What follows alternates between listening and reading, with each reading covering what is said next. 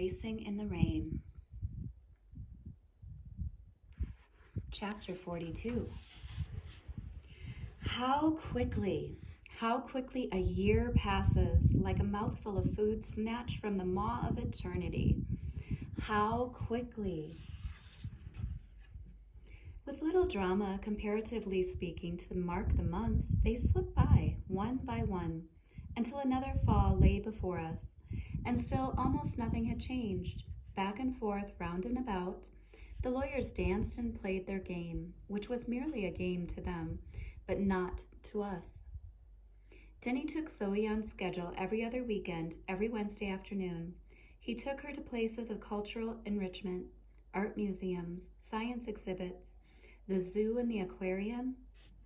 He taught her things, and sometimes on secret missions. He took us to the go-karts. Ah, the electric carts. She was just big enough to fit when he took her, and she was good. She knew the carts immediately, as if she had been born to them. She was quick. How quickly. With little instruction, she climbed behind the wheel, tucked her golden hair into a helmet, buckled her harness, and was off. No fear, no hesitation, no waiting. "You take her to Spanaway," the worker boy asked Denny after her very first session. Spanaway was a place south of us where children often practiced go-karting on the outdoor course. "Nope," Denny replied. "'Cause she could kick your ass," the kid said. "I doubt it," Denny laughed. The worker kid glanced nervously at the clock. He looked through the glass barrier to the cash register people. It was mid-afternoon, after the lunch rush and before anyone showed up for the evening activities. The place was empty except for us. They only let me in because I had been there before and I had never created a problem. "So take a session," the kid said. "She wins, you pay. You win, you don't pay." "You're on," Denny said. Grabbing a helmet from the rack of helmets that people can borrow, he hadn't bothered to bring his own. They started their race, a flying start, with Denny giving Zoe a bit of an edge, taking it easy on her. For several laps, he dogged her, stayed on her back tires, let her know he was there. Then he tried to pass her, and she slammed the door on him. He tried again to pass, and she slammed the door. Again, same result. It was like she knew where he was at every moment. In a cart with no mirrors, wearing a helmet that allowed no peripheral vision, she felt him. She knew. When he made his moves, she shut him down every single time. Consider that she had a tremendous advantage, being only 60 pounds to his 150. That's a huge weight differential in karting. Still, consider that he was a 30-year-old semi-professional race car driver, and she was a 7-year-old neophyte. Consider the possibilities. She took the checker. God bless her little soul, she took the checker and beat her old man. And I was so happy that I didn't mind it when I had to wait in the car while they went into Andy's diner for French fries and milkshakes. How did Denny sustain himself for the duration of this ordeal? Here's how. He had a secret. His daughter was better and quicker and smarter than he was. And while the evil twins may have restricted his ability to see her, when he was allowed to see her, he received all the energy he needed to maintain his focus. Chapter 43. "This is not a conversation I like to have," Mark Fain said, leaning back on the iron chair until it groaned with fatigue. "It's one I have too often." Spring again, Victrola, dark chocolate eyes. "I slept at my master's feet on the sidewalk of 15th Avenue, which had been warmed by the sun like a cooking stone. Slept and sprawled, barely lifting my head to acknowledge the occasional petting I received from the passerby, all of whom on some level wanted to be more like me. Able to enjoy a nap in the sun without guilt, without worry. Little did they know that, in fact, I was quite apprehensive, as I always was at our meetings with Mark. "I'm ready," Denny said. "Money." Denny nodded to himself and sighed. I've missed some invoices. You owe me a shitload, Dennis, Mark clarified. I've been giving you slack, but I have to cut you off. Give me another 30 days of slack, Denny said. Can't do it, friend. Yes, you can, Denny said firmly. Yes, you can. Mark sucked on his latte. I have investigators, lie detector specialists, paralegals, support staff. I have to pay these people. Mark, Denny said, I'm asking you for a favor. Give me 30 days. You'll be paid in full? Mark asked. 30 days. Mark finished his coffee drink and stood. Okay, 30 days. Our next meeting is at Cafe Vita. Why Cafe Vita? Denny asked. My dark chocolate eyes, they left for a richer roast. She's at Cafe Vita, so that's where our next meeting will be. As long as you pay your bill, 30 days. I'll pay, Denny said. You keep working. Chapter 44. The solution had been put to Denny by Mark Fain. If Denny were to quit his claim to Zoe, the criminal charges would vanish. That's what Mark Fain said. As simple as that. Of course, that was speculation on his part. The evil twins didn't tell him that outright, but drawing on his experience, Mark Fain knew. Because the mother of the girl was Trish's cousin was part of it. And also because their lawyer had made it clear in the initial hearings that they did not wish for Denny to spend any time in jail for his offense. They simply wanted him to be registered as a sex offender. Sex offenders don't get custody of their little girls. They're very devious, Mark noted, and they're very good. As good as you, Denny wondered? No one is as good as me, but they're very good. At one point, Mark even counseled Denny that perhaps the best thing for Zoe would be to stay with her grandparents, as they were better able to provide for the comforts of her childhood, as well as pay for her college education when that became necessary.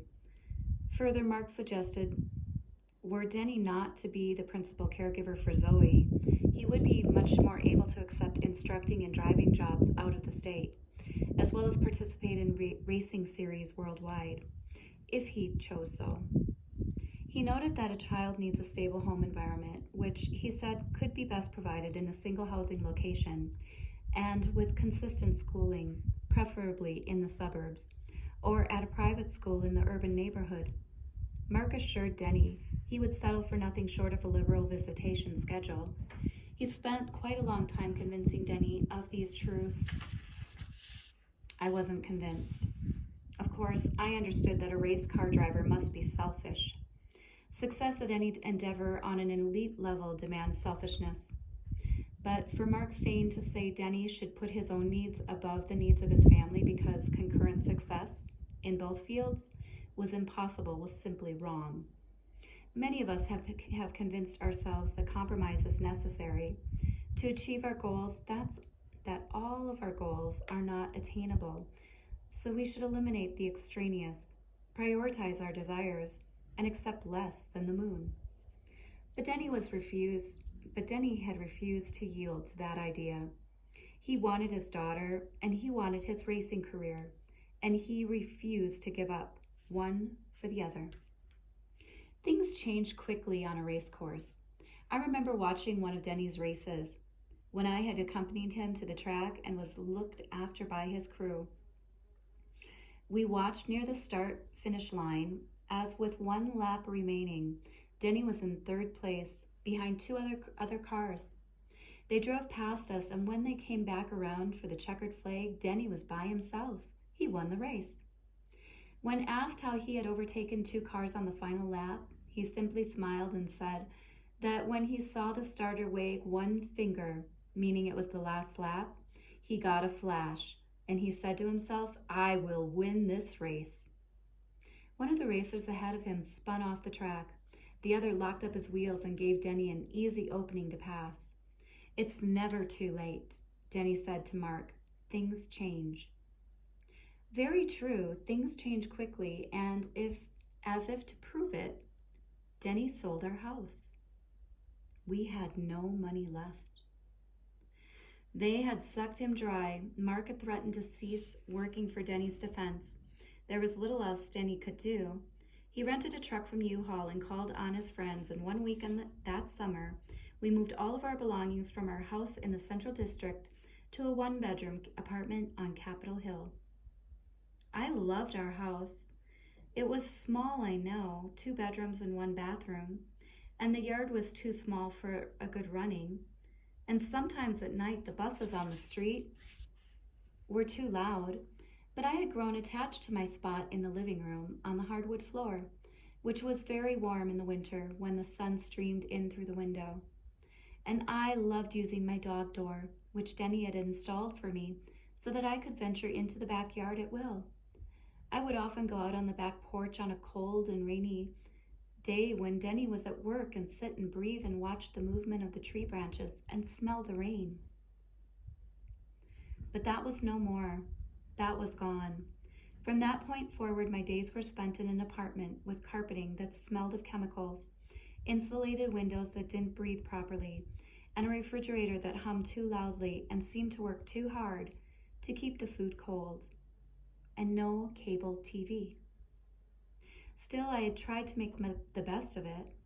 If I squeezed myself into the corner between the arm of the sofa and the sliding glass door that opened into a balcony that was too small to be considered a balcony at all, if I wedged myself just so, I could see past the building, across the street, and through a narrow gap.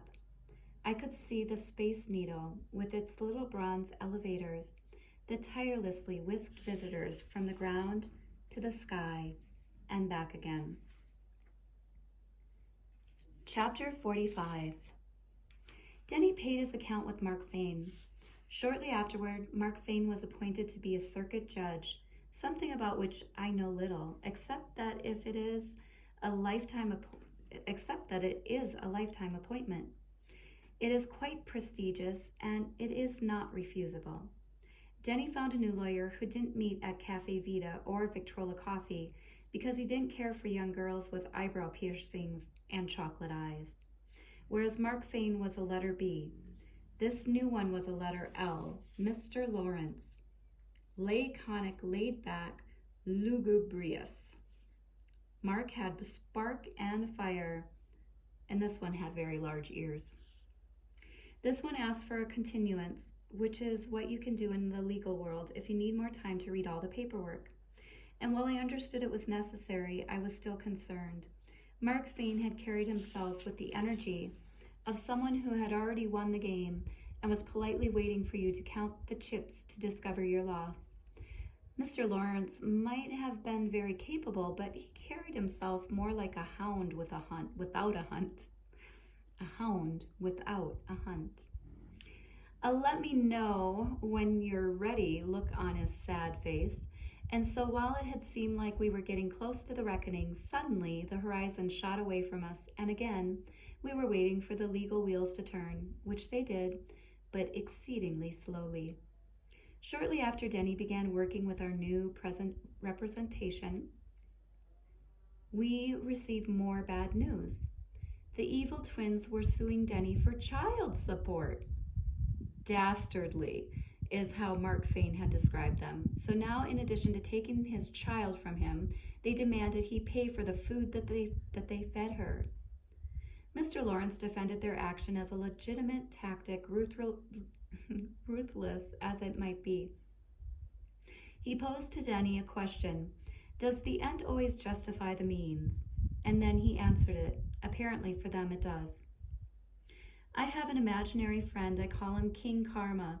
I know that karma is a force in this universe and that people like the evil twins will receive karmic justice for their actions. I know that this justice will come when the universe deems it appropriate, and it may not be in this lifetime, but in the next, or the one after that. The current consciousness of the evil twins may never feel the brunt of the karma they have incurred, though their souls absolutely will. I understand this concept. But I don't like it, and so my imaginary friend does things for me. If you are mean to someone, King Karma will swoop out of the sky and call you names. If you kick someone, King Karma will bound from an alley and kick you back. If you're cruel and vicious, King Karma will administer a fitting punishment. At night, before I sleep, I talk to my imaginary friend and I send him to the evil twins, and he exacts his justice. It may not be much, but it's what I can do. Every night, King Karma gives them very bad dreams, in which they are chased mercilessly by a pack of wild dogs until they awaken with a start, unable to fall asleep again. Chapter 46. It was an especially difficult winter for me. Perhaps it was the stairs in our apartment building, or maybe it was my genetic deficiency catching up with me. Or maybe I was just tired of being a dog. I so longed to shed this body, to be free of it. I spent my lonely, joyless days watching the people who walked by on the street below, all going somewhere, all with important destinations, and me, unable to unlock the door and go to greet them. And even if I had been able to greet them, I had a dog's tongue, and therefore would have been unable to speak to them, unable to shake their hands. How I wanted to talk to these people, how I wanted to engage them in life. I wanted to participate, not just observe. I wanted to judge the world around me, not merely be a supportive friend. And looking back, I can tell you it was my state of mind. It was my outlook on life that attracted me to that car and attracted that car to me. That which we manifest is before us. We walked back from Volunteer Park late in the night, extending our usual quick jaunt because of the special weather conditions. It was not too cold and not too warm, a gentle breeze blew, and snow fell from the sky. I was unsettled by the snow, I remember. Seattle is rain. Warm rain or cold rain. Seattle is rain. Seattle is not snow. There are far too many hills for Seattle to be able to tolerate snow, and yet there was snow. Denny often allowed me to walk home from the park without my leash, and that night I strayed too far from him. I was watching the flakes fall and gather in a thin layer on the sidewalk and onto the street ahead on 10th Avenue, which was devoid of both cars and people. "Yo, Zoe," he called. He whistled for me, his sharp whistle. I looked up. He was on the other side of Aloha. He must have crossed without my noticing. "Come here, boy." He slapped his thigh, feeling detached from him, feeling somehow like there was a world between us. Not merely a two-lane road. I bounded toward him into the street. He suddenly cried out, "No, wait!" The tires did not scream as tires do. The ground was covered with a thin layer of snow, and the tires hushed. They shushed, and then the car hit me. Oh, so stupid, I thought. I'm so stupid. I'm the stupidest dog on the planet. And I have the audacity to dream of becoming a man? I'm stupid. Settle down, boy. His hands were on me, warm. I didn't see. I know. He shot out. I totally understand. I saw the whole thing. Denny lifted me. Denny held me. What can I do?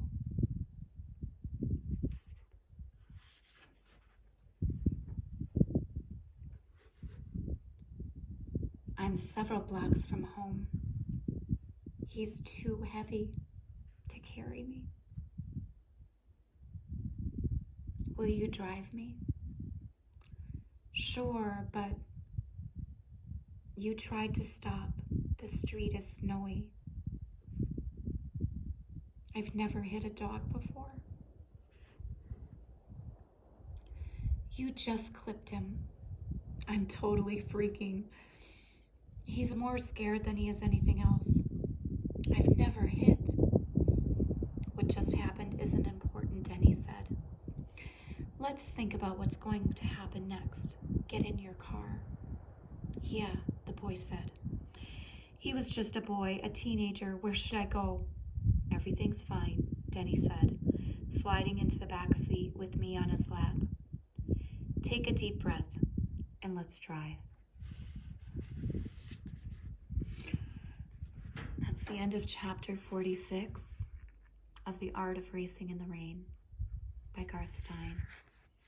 We'll pick up again with chapter 47, maybe tomorrow. Thank you for listening and hope you're enjoying the reading.